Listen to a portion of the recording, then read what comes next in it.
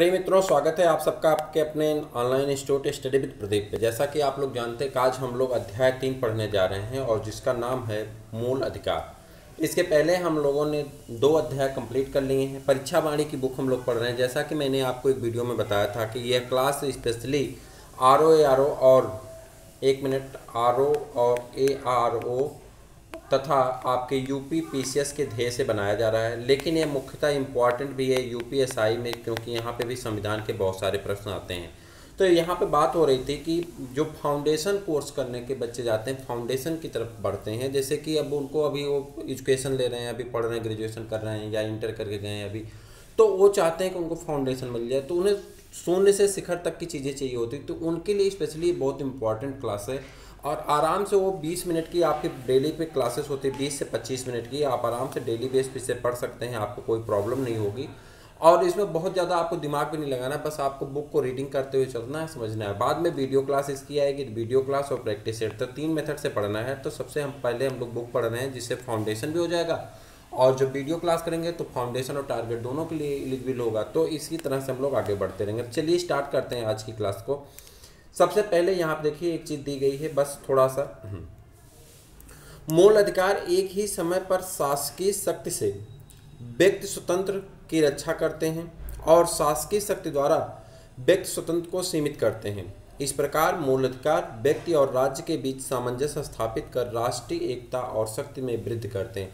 कह रहा है कि मूल अधिकार वह है जो हमें राज्य की तुलना में, राज्य से हमें क्या देता है, स्वतंत्रता देता है। और हम कहीं कहीं जहां हम राज्य से हमको स्वतंत्रता मिलती है, वहीं राज्य हमारी स्वतंत्रता को बनाए रखने के लिए बाध्य है। तो हम भी राज्य की स्वतंत्रता और राज्य की चीज़ों को बनाए रखने के लिए हम भी बाध्य होते हैं। तो यह अधिकार जो दिया जाता है, ये मूल अधिकार में हमको मिलता है। और यम्बी पायली नामक व्यक्ति ने इस बात को कहा है। मूल अधिकार का सर्वप्रथम विकास ब्रिटेन में हुआ। देखिए पहला प्रश्न आपका यहीं से आ जाता है, चाहे आप छोटे एग्जाम जैसे कि लेखपाल इत्यादि देना है, आपको लेखपाल देना होगा, जूनियर असिस्टेंट होगा या फॉरेस्ट गार्ड होगा, यूपी पुलिस होगा, तो यहाँ पे साधारण प्रश्न ऐसे पूछे जाते हैं। मूल अधिकार सबसे पहले कहाँ दिया गया या कहाँ पे विकास हुआ, तो आप कहेंगे ब्रिटेन में इसका विकास हुआ। ब्रिटिश सम्राट जॉन ने 1215 ईस्वी में हस्ताक्षरित अधिकार पत्र, जिसे मैग्ना कार्टा कहा जाता है, मूल अधिकार संबंधी प्रथम लिखित दस्तावेज है। कह रहा मूल अधिकार से संबंधित प्रथम लिखित दस्तावेज कौन है, तो वह अधिकार पत्र है जो इस पे ब्रिटिश सम्राट जॉन की सिग्नेचर है। ठीक है, इसके द्वारा सम्राट ने ब्रिटिश नागरिकों को कुछ मूलभूत अधिकारों की सुरक्षा का आश्वासन दिया था। 1689 ईस्वी में लिखित बिल ऑफ राइट्स मूल अधिकार के संबंध में एक अन्य प्रमुख दस्तावेज है। इसमें विभिन्न सम्राटों द्वारा समय समय पर ब्रिटिश नागरिकों को प्रदत्त महत्वपूर्ण अधिकारों एवं स्वतंत्रताओं का संकलन किया गया है। फ्रांस में एक लंबे संघर्ष के पश्चात सन 1789 में मानव एवं नागरिकों के अधिकार घोषणा पत्र the declaration of right of man and citizen द्वारा फ्रांस की जनता को कुछ मूलभूत अधिकार प्रदान किया गया था। उल्लेखनीय है कि फ्रांस की जनता अपने मूल अधिकारों के प्रति अत्यधिक सजग थी। फलतः 1789 ईस्वी में फ्रांसीसी शासक लुई 16वें को मूल अधिकार उल्लंघन के कारण फांसी पर चढ़ा दिया गया। देख रहे हैं, इतना मतलब सशक्त थे सब कि लुई 16वें ने जो कि मूल अधिकार का उल्लंघन किया था, उसे फांसी पे चढ़ा दिया गया था। ये फ्रांस की स्थिति है। आगे बढ़िए। तो अमेरिका के मूल संविधान में मौलिक अधिकारों का उल्लेख नहीं था। कह रहा अमेरिका का जो मूल संविधान था उसमें मौलिक अधिकारों का उल्लेख नहीं था। 1791 में अमेरिकी संविधान में संशोधन करके अधिकार पत्र जोड़कर मूल अधिकार का प्रावधान किया गया। कह रहा है कि जो 1791 में संविधान में संशोधन किया गया और अधिकार पत्र को जोड़कर मूल अधिकार का प्रावधान किया गया। भारत में मूल अधिकारों की मांग सर्वप्रथम संविधान विधेयक 1895 ईस्वी में भारत में मूल अधिकारों की मांग सर्वप्रथम संविधान विधेयक 1895 ईस्वी के माध्यम से की गई थी। भारतीयों को मूल अधिकार प्रदान करने की मांग 1917 से 1919 भारतीयों को मूल अधिकार प्रदान करने की मांग 1917 से 1919 के दौरान कांग्रेस द्वारा 1925 ईस्वी में श्रीमती एनी बेसेंट द्वारा कॉमनवेल्थ ऑफ इंडिया बिल के माध्यम से। अब देखिए ये प्रश्न आपसे पूछा जाएगा कि 1925 में मूल अधिकारों की मांग किसने की थी, तो आप कहेंगे कि श्रीमती एनी बेसेंट द्वारा की गई थी। किस अधिकार पत्र द्वारा, या ऐसे पूछ लेगा किसके माध्यम से एनी बेसेंट ने जो है मूल अधिकार की मांग की थी, तो आप कहेंगे कॉमनवेल्थ ऑफ इंडिया बिल के माध्यम से की थी। फिर 1928 में, सन याद करिएगा 1925, और फिर 1928 में क्या होता है, मोतीलाल नेहरू द्वारा नेहरू रिपोर्ट के माध्यम से इसकी मांग की गई थी। यह यूपी पीसीएस में यह प्रश्न पूछा गया। देखिए कि किसके अधिकार द्वारा ये 1928 में, या मोतीलाल नेहरू द्वारा 1928 में किसकी मांग की गई थी, तो आप कहेंगे मूल अधिकार की मांग की गई थी। कब की गई थी, 1928 में की गई थी। किसके माध्यम से की गई थी, नेहरू रिपोर्ट के माध्यम से की गई थी। क्लियर। 1927 ईस्वी में कांग्रेस के मद्रास अधिवेशन तथा 1930 के कराची अधिवेशन में इसके संबंध में प्रस्ताव पास किया गया था। दूसरे गोलमेज सम्मेलन के दौरान, जो कि 1931 में हुआ था, दूसरा गोलमेज सम्मेलन, गांधी जी ने यह मांग उठाई थी, किंतु 1934 में सरकार की संयुक्त संसदीय समिति ने इसे अस्वीकार कर दिया। कह रहा है कि 1931 में गांधी जी द्वारा ये मांग उठाई गई, लेकिन 1934 में इसे जब संसदीय समिति ने अस्वीकार कर दिया, तो अतः 1935 ईस्वी के भारत शासन अधिनियम में इसे शामिल नहीं किया गया। अगर आप 1935 का भारत शासन अधिनियम नहीं पढ़े हैं तो आप जाकर के वीडियो को देख लीजिए, वीडियो आपको प्लेलिस्ट में मिल जाएगी।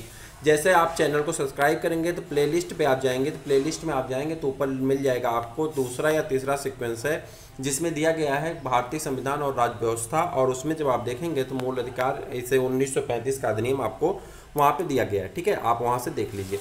1945 ईस्वी में तेज बहादुर सप्रू ने संविधान के संबंध में प्रस्तुत रिपोर्ट में भारतीयों को मूल अधिकार दिए जाने की वकालत किया था। संविधान निर्माण के समय संविधान सभा द्वारा मूल अधिकार तथा अल्पसंख्यक अधिकार के संबंध में परामर्श के लिए वल्लभ भाई पटेल की अध्यक्षता में एक परामर्श समिति का गठन किया गया। कह रहा है कि 1900 यहाँ पे देखिए दिया जा रहा है कि संविधान निर्माण के समय संविधान सभा द्वारा मूल अधिकार तथा अल्पसंख्यक अधिकार के संबंध में परामर्श के लिए वल्लभ भाई पटेल की अध्यक्षता में एक परामर्श समिति का गठन किया गया था। मूल अधिकार पर परामर्श हेतु उप समिति का गठन भी JB कृपलानी की अध्यक्षता में किया गया था। तो पहले आपसे पूछा जाएगा किसकी अध्यक्षता में किया गया था, कौन सी समिति बनी थी, तो आप कहेंगे वल्लभ भाई पटेल की अध्यक्षता में एक समिति बनी थी, परामर्श समिति, और जबकि JB कृपलानी की अध्यक्षता में एक उप समिति का गठन किया गया था। इनकी सिफारिश के आधार पर भारतीय संविधान के, अब देखिए प्रश्न तीसरा आपका शुरू हो जाता है, भाग 3 में अनुच्छेद 12 से 35 तक मूल अधिकार संबंधी प्रावधान किया गया है। यानी आपसे पूछा जाएगा कि भारतीय संविधान में मूल अधिकार का वर्णन कहाँ है, आप कहेंगे भाग 3 में। अगर आपसे पूछ लेता किस अनुच्छेद में वर्णन किया गया तो आप कहेंगे 12 से लेकर के 35 तक के अनुच्छेद में मूल अधिकार का वर्णन किया गया है। आप हमारी बात को समझ पा रहे हैं। इसी तरह के छोटे छोटे प्रश्न आते हैं जहाँ से आपकी गलती होने की संभावना बढ़ जाती है। बाकी व्याख्यात्मक चीज़ें आप समझते चलिए, पढ़ते चलिए, टर्मोलॉजी से आप मैच करते चलिए कि कौन कौन सी चीज़ें, कौन कौन सी घटनाएं घट रही हैं। बाद में जब आप वीडियो क्लास करेंगे, वीडियो क्लास में आपको हर एक चीज़ फ्लेक्चुअल आ जाएंगी और कैसे उसका विकास हुआ, कैसे, क्योंकि यहाँ पर अगर ज़्यादा चीज़ें बढ़ाने के चक्कर में हम लोग पढ़ते हैं तो पता चलता है कि लाइन भटक जाती है और उसमें आपका क्रम खराब हो जाता है, तो आपको पढ़ने में आनंद नहीं आता है। इसलिए आपको आनंद के साथ जो फ्लेक्चुअल चीज़ें हैं, जो नोट्स हैं, जो फैक्ट हैं, उस फैक्ट को देखते हुए आगे बढ़ते रहना है। तो आगे बढ़ेंगे हम लोग, तो आगे देखेंगे मूलाधिकार भारतीय संविधान की एक प्रमुख विशेषता है, किंतु इसे संविधान द्वारा परिभाषित नहीं किया गया है। कह रहा है कि संविधान सभा द्वारा इसे परिभाषित नहीं किया गया। ब्रिटेन के संविधान में बिल ऑफ राइट्स, ब्रिटेन के संविधान में बिल ऑफ राइट्स को मूल अधिकार कहा जाता है। ब्रिटेन के संविधान में बिल ऑफ राइट्स को मूल अधिकार कहा जाता है। फ्रांस एवं अमेरिका ने इन अधिकारों को प्राकृतिक और अप्रतिदेय अधिकारों के रूप में स्वीकार किया गया है। फ्रांस और अमेरिका में इसे प्राकृतिक और अप्रतिदेय अधिकारों के रूप में स्वीकार किया गया है। भारत में मूल अधिकार संविधान द्वारा प्रदत्त विशेष अधिकार है। इसमें उन आधारभूत अधिकारों का समावेश किया गया है जो व्यक्ति के व्यक्तित्व के विकास के लिए नितांत आवश्यक है। कह रहा है ऐसे ऐसे अधिकार दिए गए हैं जो व्यक्ति के विकास के लिए बहुत जरूरी हैं। इस प्रकार मूल अधिकार वे अधिकार होते हैं जो व्यक्ति के जीवन के लिए मूलभूत तथा अपरिहार्य होने के कारण संविधान द्वारा नागरिकों को प्रदान किए गए हैं। सामान्यतः व्यक्ति के इन अधिकारों में राज्य के द्वारा भी हस्तक्षेप नहीं किया जा सकता। कह रहा है जो हमारा अधिकार मिला, इस अधिकार को राज्य को भी औकात नहीं कि हमारे अधिकार का हनन कर दे, नहीं तो आप फ्रांस वाली घटना ऊपर देख चुके हैं। तो इस प्रकार से जो अधिकार हमारा मिला वो अधिकार हमारा जो है एक तरह से प्राकृतिक अधिकार है, अप्रत्यय अधिकार है। यह अधिकार राज्य को भी ये अधिकार नहीं है कि हमसे उस अधिकार को छीन ले। भारतीय संविधान का भाग 3 अनुच्छेद 12 से 35 मूलाधिकार के बारे में है। संविधान के भाग 3 में मूल अधिकार का जितना व्यापक वर्णन किया गया है उतना विशद वर्णन विश्व के किसी अन्य संविधान में नहीं किया गया है। भाग 3 अमेरिकी संविधान के बिल ऑफ राइट से प्रेरित। कह रहा है अगर आपसे पूछा जाएगा भाग 3 जो लिया गया है ये भाग 3 कहाँ से लिया गया है, जैसे कि आप जानते हैं भारत का जो संविधान है यह उधार की पुटरी है। अलग अलग राज्यों से, अलग अलग देशों से, अलग अलग जगह की जो विशेष चीज़ें थे, जो वहाँ का विशेष गुण था, उसे हमारे संविधान में समाहित कर लिया गया है। तो कह रहा है कहाँ से लिया गया, तो आप तुरंत कह देंगे कि अमेरिकी संविधान के बिल ऑफ राइट से लिया गया है। कहाँ से लिया गया? अमेरिकी संविधान के बिल ऑफ राइट से लिया गया है। ठीक है, इस बात से आप आगे बढ़ जाए। यद्यपि भारतीय संविधान द्वारा अपने नागरिकों को व्यापक मूल अधिकार प्रदान किया गया है और वह राज्यकृत के विरुद्ध एक गारंटी है, किंतु यह अत्यंतिक नहीं। यह आपको एक गारंटी देता है कि आप राज्य के कार्य के विरुद्ध आपको एक गारंटी देता है, लेकिन ये एब्सोल्यूट नहीं है कि आप जो है वही सत्य है। नहीं, इसमें परिवर्तन भी किया जा सकता है। अगर आप कोई ऐसा काम करते हैं जैसे आपको अधिकार दिया जाता है वैसे राज्य को भी अधिकार है। राज्य के भी आप संविधान के या कानून को नहीं तोड़ सकते हैं। आपको उस अधिकार को मानना पड़ेगा, जो राज्य का या संविधान का जो अधिकार उसे मानना पड़ेगा। तो उस अधिकार का अगर जैसे कहते हैं ना समझौता, तो जब आप किसी का सम्मान करेंगे सामने से वो भी आपका सम्मान करेगा। अगर देश की संविधान, देश की अछूतता, देश के गरिमा को बनाए रखने या राज्य की गरिमा को बनाए रखने का आप अगर कर्तव्य करते हैं तो आपके अधिकारों का हनन राज्य को भी औकात नहीं कर दे।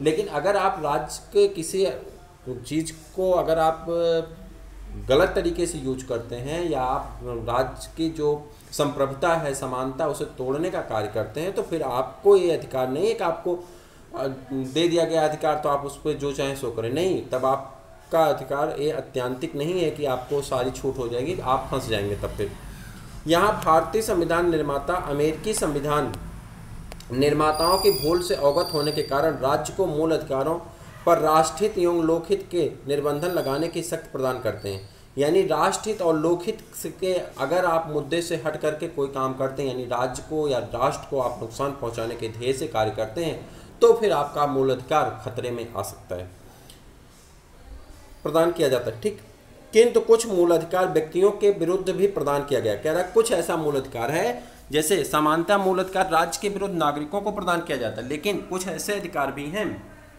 जो व्यक्तियों के विरुद्ध राज्य को प्रदान किए गए हैं। यथा अनुच्छेद 15(2), अनुच्छेद 17, अनुच्छेद 23 तथा अनुच्छेद 24 के अंतर्गत प्रदत्त मूल अधिकार व्यक्तियों के विरुद्ध हैं। संविधान द्वारा कुछ मूल अधिकार केवल नागरिकों को, जैसे कि 15, 16, 19, 29, 30 द्वारा प्रदान मूल अधिकार हैं।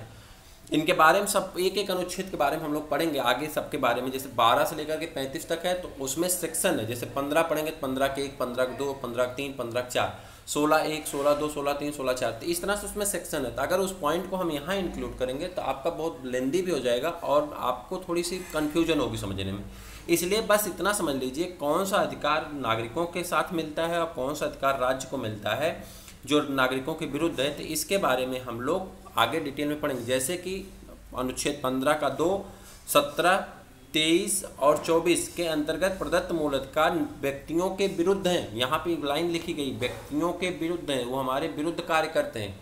जबकि उसके बाद देखेंगे कि अनुच्छेद 15, 16, 19, 29, 30 ये प्रदत्त मूल अधिकार प्रदान किए गए और हमको मूल अधिकार दिए जाते हैं, सिर्फ नागरिकों को दिए जाते हैं। ठीक है, आपात के समय अगर आपातकाल लग जाता है तो राष्ट्रपति को यह अधिकार है, आपात के समय राष्ट्रपति को यह अधिकार है कि वो आपके मूल अधिकारों को छीन सकता है। लेकिन अनुच्छेद 20 और अनुच्छेद 21 को छोड़ करके, अनुच्छेद 20 और 21 के सिवाय अन्य सभी मूल अधिकारों को निलंबित कर सकता है। यानी जितने भी और मूल अधिकार आपको दिए गए हैं वो सभी आपके निलंबित किए जा सकते हैं। यानी 12 से लेकर के 35 तक के जो मूल अधिकार हैं उसमें से अनुच्छेद 20 और 21 को छोड़ करके आपके सभी मूल अधिकार निलंबित किए जा सकते हैं। अनुच्छेद 359 में ऐसी बातें कही गई हैं।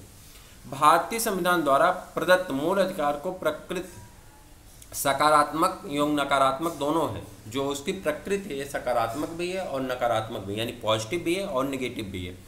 नागरिकों को प्रदत्त स्वतंत्रताएं जैसे कि अनुच्छेद 19 व 25 और 28 सकारात्मक प्रवृत्ति के मूल अधिकार हैं। देखिए ठीक है, इसके बारे में हम लोग 19 में पढ़ेंगे। 19 में A B C D E F G तक है, तो उसके बारे में भी हम पढ़ेंगे। और उसके बाद 25 से 28 तक क्या क्या दिए गए हैं, कौन से सकारात्मक अधिकार हैं, वो आगे हम लोग डिस्कस करेंगे। आप बस सीक्वेंस से देखते रहिए।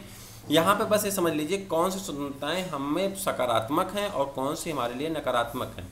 नकारात्मक मूल अधिकार राज्य की शक्ति पर निर्बंधन के रूप में है, जैसे कि अनुच्छेद 14, 15, 16, 21 आदि द्वारा प्रदत्त मूल अधिकार। मूल अधिकार न्याय योग्य है। यहाँ पे एक लाइन याद रखिए, मूल अधिकार न्याय योग्य है, यानी आप अपने मूल अधिकार के लिए न्याय मांग सकते हैं, अतः इसे न्यायालय द्वारा परिवर्तित लागू कराया जा सकता है। इसमें संसद साधारण विधि द्वारा किसी भी प्रकार की कमी नहीं कर सकती। देखिए संसद भी इसमें कोई कमी नहीं कर सकती है, आपको जो मूल अधिकार मिले वो अधिकार आपके रहेंगे, किंतु अनुच्छेद 368 के तहत इसमें संशोधन कर सकती है। अनुच्छेद 368 के तहत संविधान संशोधन में आपके मूल अधिकार को संशोधित किया जा सकता है।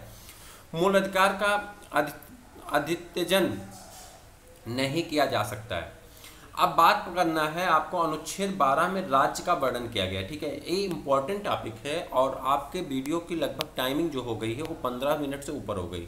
अगर हम लोग राज्य खोलते हैं तो राज्य थोड़ा सा आपका बड़ा है, और फिर राज्य पढ़ने के बाद हम लोग कहाँ चले जाएंगे, मूल संविधान के जो यहाँ पे क्या कह रहे हैं, मूल संविधान का, एक सेकेंड, मूल अधिकारों की असंगत विधियां, इन दोनों टॉपिक को हम लोग नेक्स्ट वीडियो में करते हैं। फिर उसके बाद जो आपकी मेन टॉपिक आ जाएगी, जो मेजर टॉपिक की आ जाएगी, वो आपका आ जाएगा मूल अधिकार, यानी अनुच्छेदों के बारे में हम लोग पढ़ना शुरू कर देंगे। तो 14 से 18 ऐसे तरह के जो समता के अधिकार, समानता के अधिकार सब दिए गए हैं, उन सब के बारे में एक एक करके पढ़ेंगे। तो मुझे उम्मीद है कि वीडियो आपको पसंद आया। अगर आप फाउंडेशन क्लास में जुड़ना चाहते हैं, आर टारगेट बैच में जुड़ना चाहते हैं, यूपीएसआई के लिए संविधान पढ़ रहे हैं, तो मेरी रिक्वेस्ट है आप चैनल को सब्सक्राइब कर लें, अपने दोस्तों को भी शेयर कर दें, और कमेंट करके बताइए क्लास कैसी लगी। कमेंट जरूर कर दिया करिए, उससे थोड़ा सा क्या होता है कि वो पता चलता है कि आपको कैसा फील हो रहा है, आपको यहाँ से बैकग्राउंड, वो क्या कहते हैं ना, बैकअप मिलता रहता है। लेकिन अगर आप जब नहीं बताते तो मुझे लगता है पता नहीं सही हो रहा है, गलत हो रहा है, आपके हित में है, अनहित में जा रहा है। तो आपका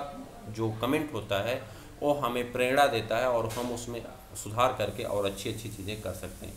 मैं आपको बता दूं, बहुत सारे लोग ऐसे हैं जो कि आर का मैंने एक वीडियो बनाया था, उसमें एक थोड़ी सी गलती हो गई। गलती ये हो गई कि मैंने आपसे कहा कि आर में ओ लेवल पूछा जाता है, जैसा कि ए आर में ओ लेवल पूछा जाता है। तो इसमें प्रॉब्लम ये हुई कि उस समय बोलते वक्त आर ओ टंग ट्विस्टेड है, तो उन्होंने लगातार बोले जाते हैं शब्द।